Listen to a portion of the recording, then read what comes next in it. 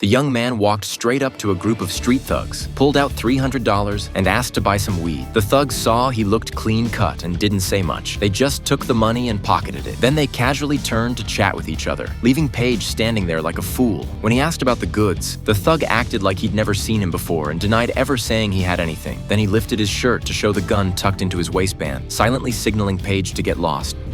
All right, okay.